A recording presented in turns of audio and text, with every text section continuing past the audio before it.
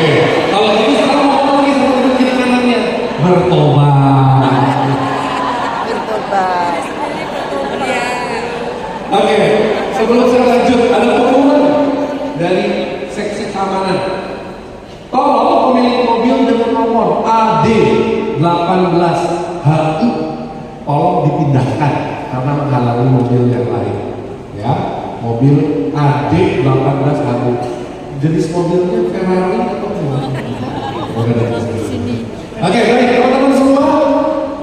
Lagu tadi orang Katolik, betul nggak? Banyak orang Katolik seperti itu, betul nggak? Dulu sih seperti itu, makanya saya bikin lagu itu ngaku dosa loh, ya. Dulu sih seperti yang saya tulis itu. Nah, teman-teman semua, kenapa saya memunculkan video musik saya judulnya orang Katolik? Karena kita mau bicara tentang cinta tidak bersyarat.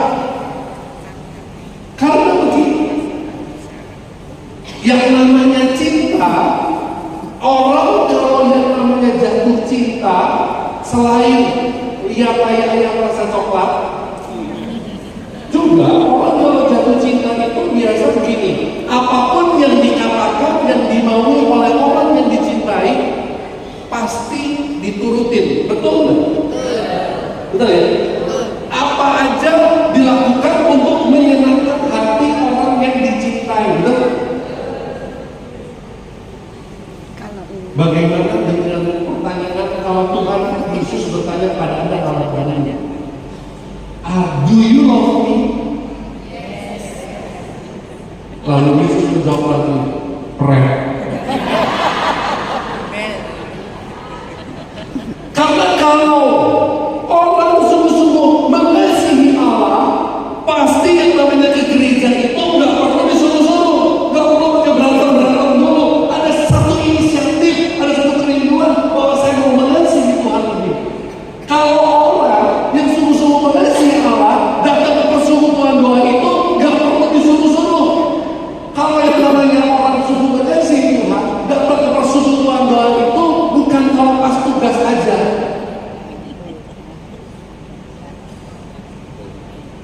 Semua akan dilakukan untuk mencintai atau membalas cintanya Allah. Betul? Betul. Jadi, do you love me? Yakin loh? Yakin. Nah, itulah makanya teman-teman semua, kita mau membahas ada apa dengan cinta, ada apa dengan kasih Allah. Kok yang terjadi adalah Allah begitu mengasihi kita. Terus kalau kita ditanya, do you love me? Yes Lord, I love you Lord. Tapi buktinya enggak. Kenyataannya susah banget gitu membalas cintanya Allah. Nah, kita akan bahas itu malam hari ini. Nah, teman-teman semua, saya mau kasih kuis. Ada yang mau pergi ke Vatikan Melidor? Siapa yang mau pergi ke Vatikan Melidor? Kalau itu benar-benar ada yang mau saya kasih kuis nih? Tuh, gak ada yang mau kan? Gak ada yang mau? Oke, siapa yang mau? Mau? Gak semua, gak apa-apa. Sekali lagi saya tanya, saya mau kasih kuis. Siapa yang mau ke Vatikan Melidor? Tahun ini, katakan. Mau? Ada yang mau ya? Mau? Hadiahnya, hadiahnya tiket. Kerja yang rajin, tabung pasti saya. Itu benar-benar Kira-kira hadiahnya. Oke, saya mau pertanyaan gini. Siapa yang bisa jawab apa bukti yang paling utama, paling penting harus diingat kita sebagai orang Katolik, bukti bahwa Allah mencintai manusia? Siapa yang bisa jawab? Bukan. Bukan.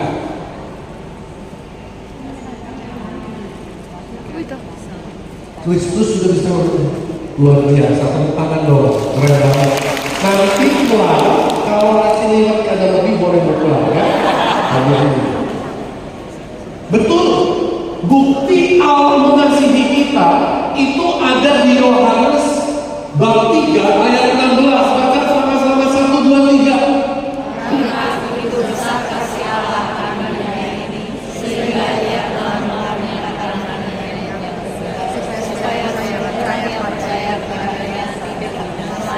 melainkan beroleh hidup yang kekal. Karena begitu besar kasih Allah akan dunia ini, maka Allah mengaruniakan putranya yang tunggal untuk lahir di dunia, mati, menderita dan mati buat kita. Saya yakin di tempat ini ibu-ibu yang punya anak, tidak ada seorang ibu pun, satupun, seorang ayah pun di dunia ini yang rela kehilangan anaknya, betul? Pasti rasanya sakit sekali kehilangan anak. Saya punya pengalaman. Istri saya itu begitu habis hamil anak yang pertama, anak pertama umur 1 tahun, hamil lagi. Terus udah hamil lagi, si Tony Chen ini, si seorang pemuji ini nih, ngomong gini begitu dikasih tahu hamil. Ya Tuhan, kok hamil lagi? Gitu ya. Apa yang terjadi? Tuhan dengar doa saya. Diambil lagi usia 3 bulan. Oh, iya toh. Itu aja saya sedihnya minta ampun, menyesal saya. Ini makanya saya notes ya, catatan buat orang pemuji. Mulutmu udah dipakai buat berdoa, buat memuji Tuhan, jaga baik-baik. Jangan boleh ngomong sembarangan.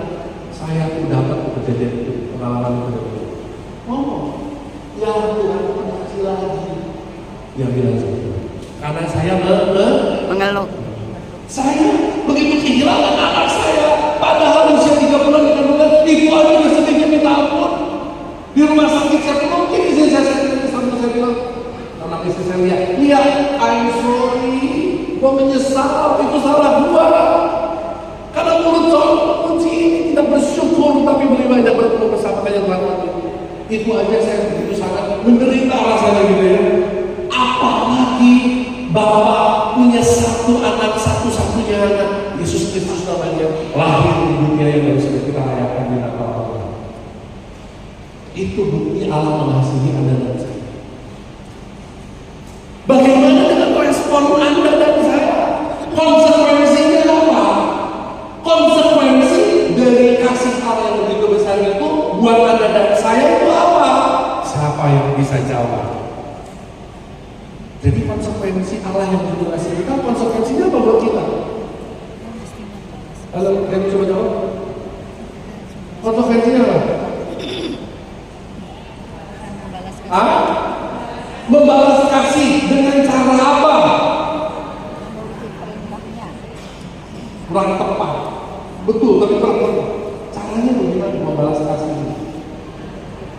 Dengan menjadi sesama. Ini tepuk tangan Bapak keren banget ya. Nanti pulang ini cukup bola. Ibu bapak teman-teman perhatikan, itu konsekuensi dari Allah yang begitu sangat mengasihi Anda dan saya adalah mobil Mazda AD1872HU, mohon dipindahkan ya. Ini ada mobil Mazda AD1872HU ya.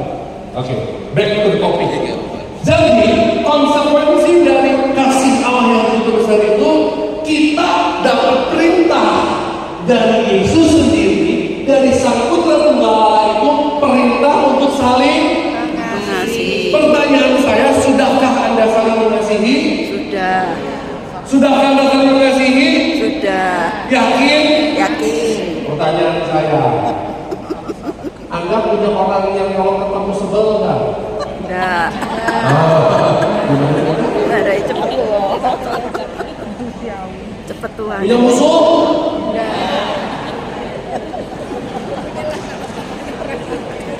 Nih, pertanyaan. Ya, so teman-teman semua, Sang Putra Tunggal Allah itu ngajarin kita malam hari ini perintah untuk saling mengasihi. Injil Yohanes bab 15 ayat 9 sampai 17. Kita baca sama-sama perintah supaya saling mengasihi. Yang keras dengan suara paling lantang. 1, 2, 3. Seperti Bapa telah mengasihi aku, demikian juga aku telah mengasihi kamu. Tinggallah di dalam kasih itu. Jika kamu menuruti perintahku,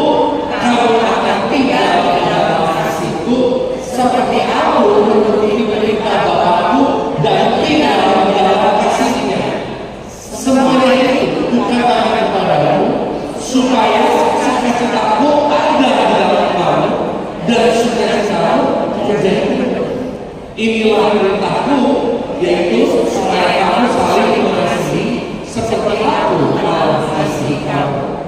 Tidak ada kasih yang lebih besar daripada kasih seorang yang memberikan nyawanya untuk sahabat-sahabatnya.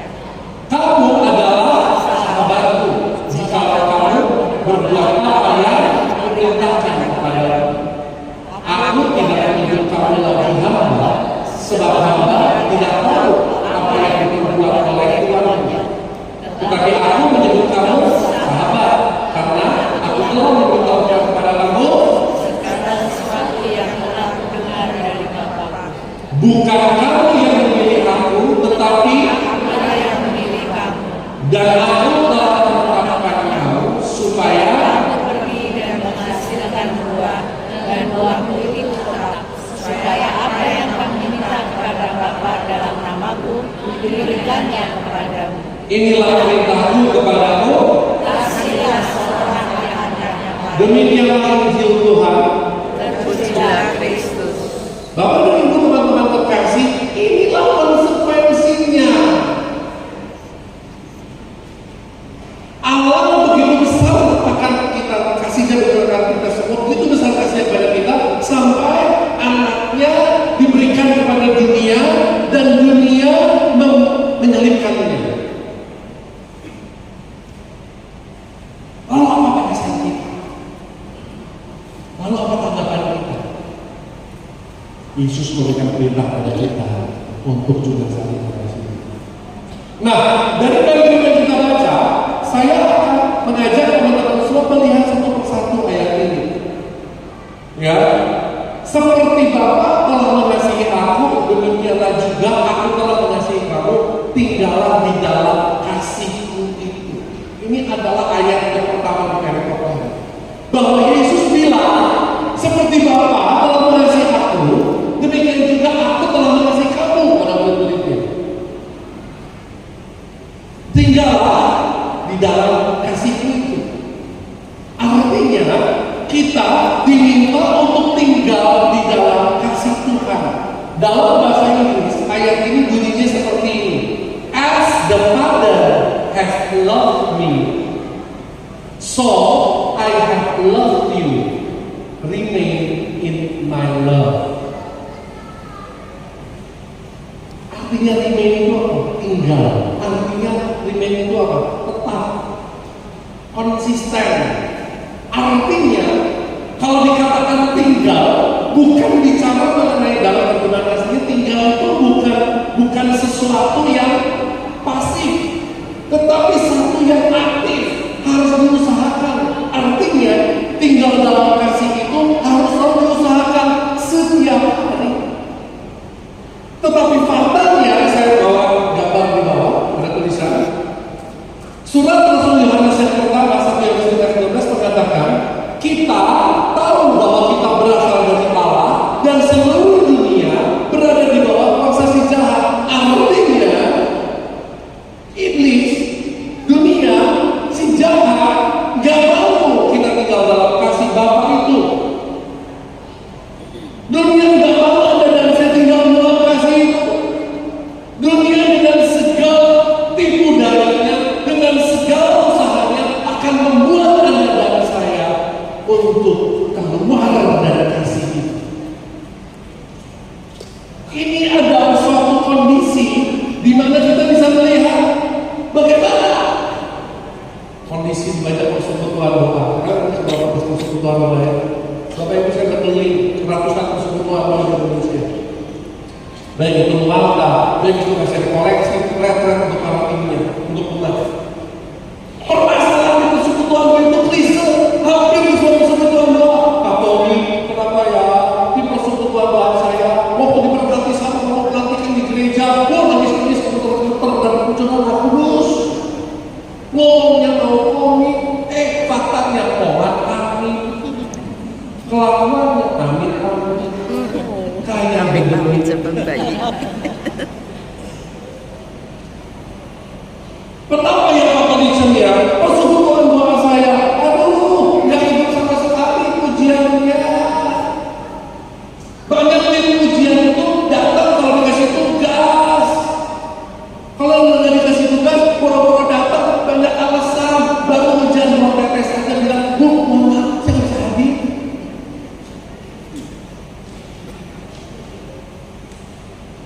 Begitu banyak cara dunia untuk membuat Anda dan saya tidak tinggal dalam kasih Bapa untuk supaya kita keluar. Pertanyaannya, apa maksudnya? Atau bagaimana caranya sekarang tinggal dalam kasih itu? Kata Tuhan, bagaimana caranya tinggal di dalam kasihnya Tuhan Yesus itu? Gimana caranya? Ada yang menjawab? Gimana caranya? Caranya gimana tinggal dalam kasih? Gak ngerti? Simpel. Bagaimana caranya tinggal dalam kasih? Jawabannya ada di ayat berikutnya. Baca sama-sama 1, 2, 3. Jika kamu akan seperti aku dan tinggal di dalam. Caranya ternyata ini. Belum berbicara gimana caranya saya tinggal dalam kasih Bapa. Caranya ini. Apakah kamu menuruti perintahku? Kata Tuhan. Perintah Tuhan yang mana? Yang mana ya perintah Tuhan? Di mana ya perintahnya ya? Lalu baca firman Tuhan aja jarang-jarang. Tadi jelas saya kitab suci cuma jadi biasa lemari gitu ya. Rosario Kalau mati-mati. Loh, ini ternyata hari ini kami tahu nih Tuhan supaya kami tinggal dalam kasih-Mu, artinya kami harus menuruti perintah-Mu. Perintah Tuhan yang ada di kitab suci. Pertanyaannya, di sini semua rajin baca kitab suci? Pertanyaannya, di sini rajin baca kitab suci?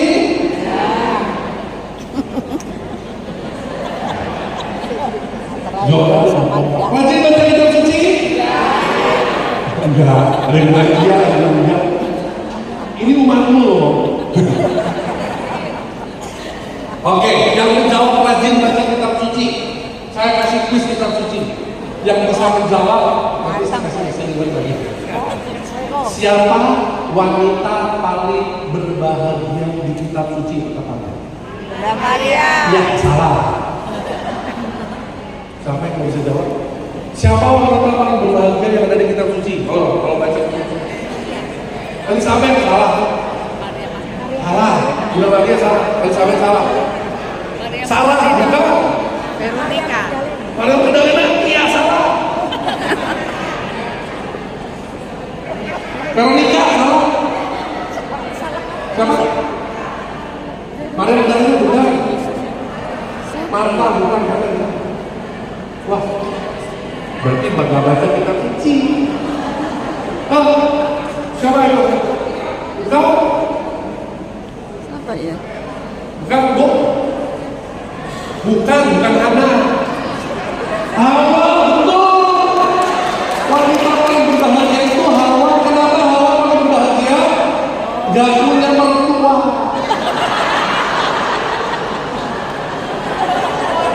Baca kitab suci.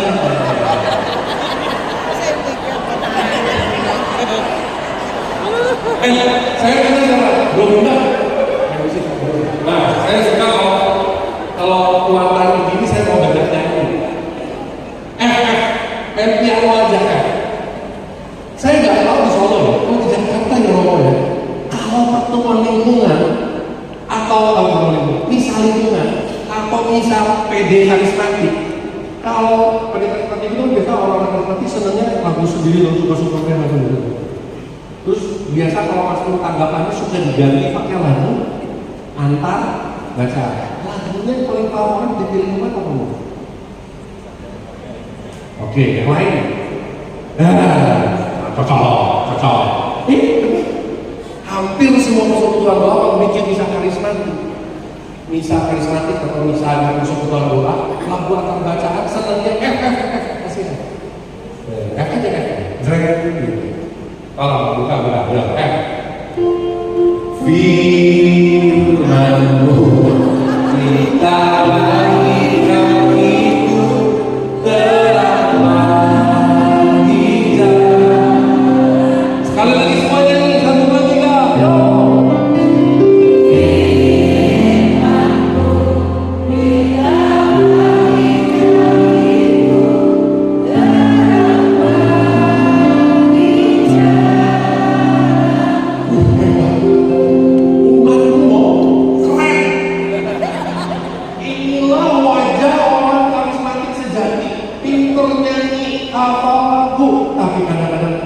Hanya nol. Kita sering kali bisa nyanyi. Mereka, saya bisa nyanyi. Firmanmu lintah